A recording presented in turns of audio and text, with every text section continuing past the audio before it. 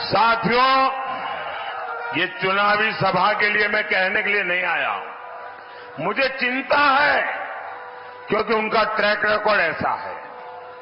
यही इनकी साजिश है। अब ऐसे लोगों को अगर आप वोट दे सकते हैं क्या? ऐसे लोगों को वोट दे सकते हैं क्या? साथियों, ऐसे लोगों तो वोट तो छोड़िए, ऐसी सजा करनी चाहिए, ऐसी सजा करनी चाहिए उनकी जमानत जब्त हो जाए। साथियों, सपा कांग्रेस के लिए अपने वोट बैंक से बड़ा कुछ नहीं है। और जब मैं इनकी पोल खोलता हूं तो ये बेचैन हो जाते हैं, नींद हराम हो जाती है। लेकिन फिर क्या करते हैं, जैसे बहुत बुखार चढ़ जाए ना तो वो आदमी कुछ भी बोलता है, ये भी कुछ भी बोलना शुरू कर देते हैं, ऐसी गालियां देते हैं। आप मुझे बताइए, बाबा साहब आंबेडकर जब संविधान बन रहा था तब धर्म के आधार पर आरक्षण के सबसे बड़े विरोधी थे। धर्म के आधार पर आरक्षण नहीं होगा, ये संविधान सभा ने निर्णय किया था और सोच विचार करके किया था। अरे इतने ही नहीं, इनके परनाना ने भी धर्म के आधार पर आरक्षण का विरोध किया था। लेकिन 10 साल पहले यहां यूपी में इन लोगों ने धर्म के आधार पर आरक्षण देने की कोशिश की थी और कर्नाटका में तो कर दिया। कर्नाटका को उन्होंने अपनी लेबोरेटरी बनाया है। इन्होंने कर्नाटका में क्या किया, जितने मुसलमान थे उन सब मुसलमानों को रातों रात ओबीसी बना दिया, थप्पा मार दिया, कागज निकाल दिया। अब जो ओबीसी को आरक्षण मिला था उसमें से बहुत बड़ा हिस्सा ये लूट करके चले गए और लोग वहां हाथ घिसते रह गए। क्या यहां आपका आरक्षण कोई लूट जाए आपको मंजूर है क्या? क्या आरक्षण लूटने देंगे क्या? क्या ओबीसी का हक छीनने देंगे क्या? क्या एससी का हक छीनने देंगे क्या? एसटी का हक छीनने देंगे क्या? अरे बाबा साहब आंबेडकर ने जो दिया है उसको कोई हाथ नहीं लगा सकता है। और बिहार के इनके चारा घोटाले के जो चैंपियन है ना, अदालत ने जिनको सजा फरमाई है, अभी जेल से तबीयत के बहाने बाहर घूम रहे हैं, वो तो यहां तक कह रहे हैं कि पूरा का पूरा आरक्षण अब मुसलमान को मिलना चाहिए। अब मुझे बताइए, इसका मतलब दलित, आदिवासी, पिछड़े, ओबीसी, इनके पास कुछ बचेगा ही नहीं भाई। मैं आपकी रक्षा करने के लिए, आपके अधिकारों की रक्षा करने के लिए 400 पार मांगता हूं आपसे।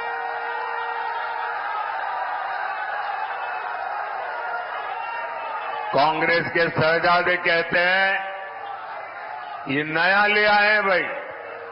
वो कहते हैं कि आपकी कमाई का एक्सरे करेंगे,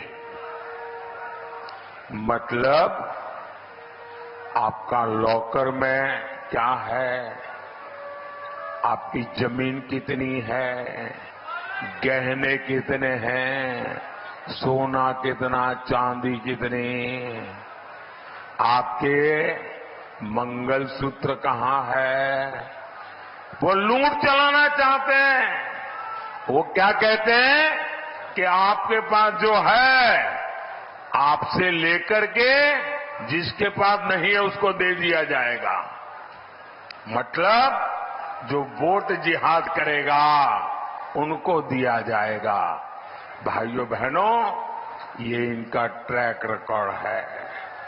सपा कांग्रेस तुष्टीकरण के आगे घुटने टेक चुकी है और मोदी जब इनकी सच्चाई देश को बता रहा है तो वो क्या कहते थे, और ये लंबे समय से उनकी इकोसिटी में उनके बेईमानी को अगर आप बेनकाब कर दो, उनकी घोर सांप्रदायिकता को बेनकाब कर दो, उनकी वोट बैंक की राजनीति को बेनकाब कर दो, दिन रात हिंदू मुसलमान करने वाली उनकी सोच को बेनकाब कर दो, तो वो कहते हैं मोदी हिंदू मुसलमान करता है। अरे मोदी तो बोलना पड़ता है तुम्हारे पापों का ये पूरा इतिहास देश को बताने के लिए। साथियों, ये लोग संविधान विरोधी है, ये दलित और पिछड़े विरोधी है। मोदी ने आर्टिकल 370 हटाया, इससे जम्मू कश्मीर में भी संविधान लागू हुआ, वहां दलितों को भी उनके अधिकार मिले। वो 2 दिन पहले ही सीएए कानून के तहत शरणार्थियों को नागरिकता मिलनी शुरू हो गई है। बड़ी खुशी खुशी मना कर वो कागज लेकर के फोटो निकलवा रहे हैं। ऐसे गरीब लोग निराधार पड़े थे देश में, कोई उनकी पूछने वाला नहीं था जी। इसके जो लाभार्थी है उनमें ज्यादातर मेरे दलित भाई बहन हैं, मेरे पिछड़ी समाज के भाई बहन हैं। सपा कांग्रेस के लोग इसका भी विरोध करते हैं। सपा के लोगों ने यूपी में दलितों के साथ कितना अन्याय किया है ये बच्चा बच्चा जानता है। जो मोदी देश के संविधान को सशक्त कर रहा है उसको लेकर अफवाहें फैलाते हैं। संस्कार देखिए साथियों, भाजपा सरकार बाराबंकी के किसान राम शरण वर्मा जी को बड़े गर्व के साथ पद्म पुरस्कार देती है, पद्म सम्मान देती है। कृषि में उनके योगदान को नमन करती है। और ये कांग्रेसी बेनी बाबू जैसे वरिष्ठ नेता का डगर डगर अपमान करते हैं और ये देखकर भी सपा के शहजादे चुप रहते हैं। वो बेनी बाबू जिन्होंने देश और समाज की सेवा में पूरा जीवन खपा दिया, उनको इस तरह अपमानित किया है कांग्रेस सपा ने। साथियों, भाजपा सरकार सबका साथ, सबका विकास, सबका विश्वास, सबका प्रयास इस पवित्र मंत्र पर चलती है। मुफ्त अनाज हो, मुफ्त इलाज हो, पक्का घर हो या सस्ता गैस का सिलेंडर हो या नल से जल हो, ये बिना भेदभाव सबको दिया जाता है। आपको याद है ना सपा के शासन में क्या होता था? अरे उस समय बिजली भी जो बोर्ड जिहाद करेगा उसके लिए रिजर्व रहती थी, बाकियों को बिजली नहीं मिलती थी। और मैं आज एक और बात कह रहा हूं, जिस वोट बैंक के पीछे लोग भागते हैं, वोट बैंक की अब इनकी सच्चाई समझने लगे हैं। 3 तलाक कानून से खुश हमारी माताएं बहनें बीजेपी को लगातार आशीर्वाद दे रही है। भाई और बहनों, राम काज से आगे अब राष्ट्र काज का समय है। राम काज की प्रेरणा राष्ट्र काज के लिए है। यहां मैठा की खेती बहुत होती है। ऐसी हर कृषि उपज से जुड़े प्रोसेसिंग उद्योग के लिए यहां अनंत संभावना है। बाराबंकी मोहनलालगंज के छोटे किसानों को पीएम किसान सम्मान निधि के भी करीब करीब 1,600 करोड़ रुपए मिले। यहां का गमछा मुझे भी भेंट दिया गया। अब ये गमछा बहुत प्रसिद्ध हो रहा है। और हमारे योगी जी ने जो वन डिस्ट्रिक्ट वन प्रोडक्ट का मिशन चलाया ना, आज मैं भी दुनिया में कहीं जाता हूं तो मैं गिफ्ट क्या लेके जाऊंगा, मुझे दिमाग नहीं खपाना पड़ता है। मुझे लखनऊ में यूपी सरकार की वेबसाइट पे जाता हूं, योगी जी का वन डिस्ट्रिक्ट वन प्रोडक्ट देख लेता हूं और मैं कहता हूं भाई चलिए ये 6-7 चीजें ले लो, वहां दे देंगे लोगों को। योगी जी की सरकार ने जिस प्रकार इसको जीआई टैग दिया, इसकी प्रसिद्धि की है, साथियों आप तो जानते हैं मैं 2014 से काम में लगा हूं, स्वच्छता अभियान, सफाई कर रहा हूं। देश साफ सुथरा होना चाहिए कि नहीं होना चाहिए, स्वच्छता होनी चाहिए कि नहीं होनी चाहिए। और हमारे मोदी जी और हमारे योगी जी भी सफाई कर रहे हैं, वो भी सफाई होनी चाहिए ना। दुर्गंध आती है तो नींद आती है क्या, तो दुर्गंध हटानी पड़ती है ना। तो योगी जी वो काम भी बड़ी अच्छा कर रहे हैं और ये सफाई होने के कारण अब उत्तर प्रदेश में निवेश का माहौल बना है।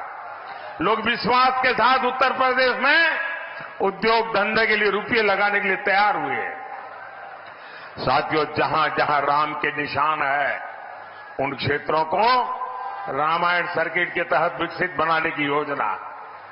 यहां तो सतरिक आश्रम है जहां राजकुमारों की शिक्षा दीक्षा हुई थी। महादेव कॉरिडोर के विकास का काम भी चल रहा है। ऐसे विकास कार्य हमारी विरासत को भी सशक्त करेंगे और पर्यटन उद्योगों से युवाओं को नए अवसर भी देंगे। साथियों, विकास और विरासत, ये विकसित भारत बनाने के लिए आपके आशीर्वाद मांगता है।